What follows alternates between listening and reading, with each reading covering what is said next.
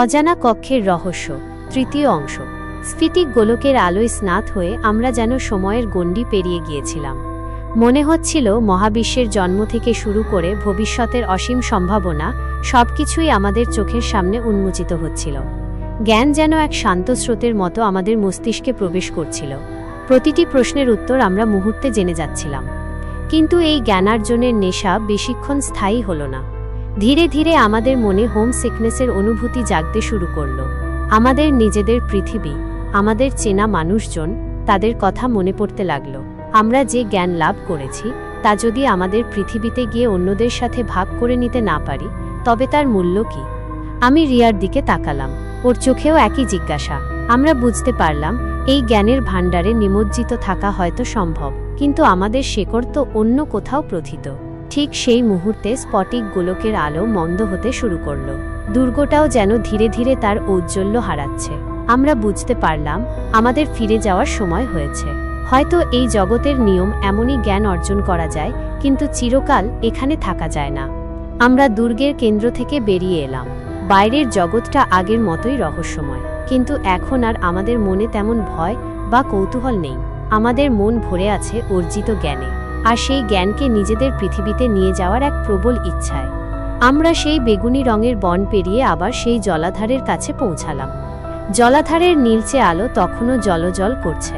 আমরা একে অপরের হাত ধরলাম এবং আবার সেই শীতল পানিতে পা রাখলাম। মুহূর্তের মধ্যে চারপাশের দৃশ্য আবার পাল্টে গেল। আমরা ফিরে এলাম সেই অন্ধকার গুহায়, যেখানে স্ফটিকের টুকরোগুলো মেঝেতে ছড়িয়েছিল। গুহা থেকে সুড়ঙ্গ পথে নিজেদের বাড়ির দিকে রওনা হলাম। চিলেকোঠার সেই গোপন দরজা দিয়ে যখন আবার নিজেদের পরিচিত পৃথিবীতে পা রাখলাম, তখন ভোর হতে বেশি দেরি নেই। আমরা দুজন ক্লান্ত শরীরে নিজেদের ঘরে এসে বসলাম। আমাদের মন তখনও সেই স্ফটিক দুর্গের জ্ঞানে পরিপূর্ণ, কিন্তু একটা অদ্ভুত শূন্যতাও অনুভব করছিলাম।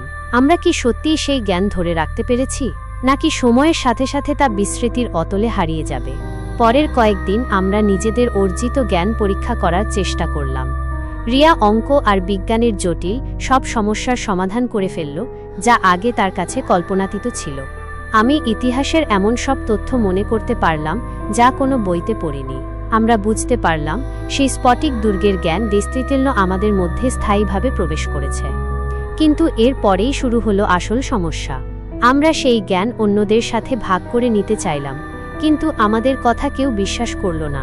সেই গোপন কক্ষ, সেই সুড়ঙ্গ, সেই স্ফটিক জগৎ, সবকিছুই তাদের কাছে রূপকথার মতো মনে হলো। এমনকি আমাদের বাবা মাও প্রথমে আমাদের কথা বিশ্বাস করতে চাননি।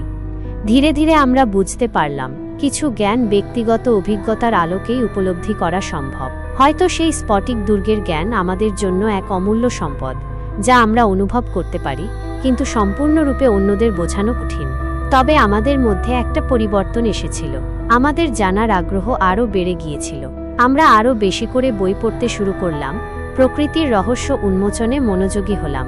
সেই অজানা কক্ষের অভিজ্ঞতা আমাদের শিখিয়েছিল যে জ্ঞানের কোনো শেষ নেই, আর অনুসন্ধিৎসু মনই জ্ঞানার্জনের প্রধান হাতিয়ার। আমরা আর কখনো সেই গোপন পথে ফিরে যাইনি। হয়তো সেই জগতের দরজা একবারের জন্যই খুলেছিল, কিন্তু সেই অভিজ্ঞতার স্মৃতি এবং অর্জিত জ্ঞান আমাদের জীবনকে চিরতরে বদলে দিয়েছিল। আমরা এখন বুঝি সত্যিকারের রহস্য বাইরের জগতে নয়, লুকিয়ে থাকে আমাদের মনের ভেতরে, জানার আগ্রহে এবং শেখার অদম্য স্পৃহায়।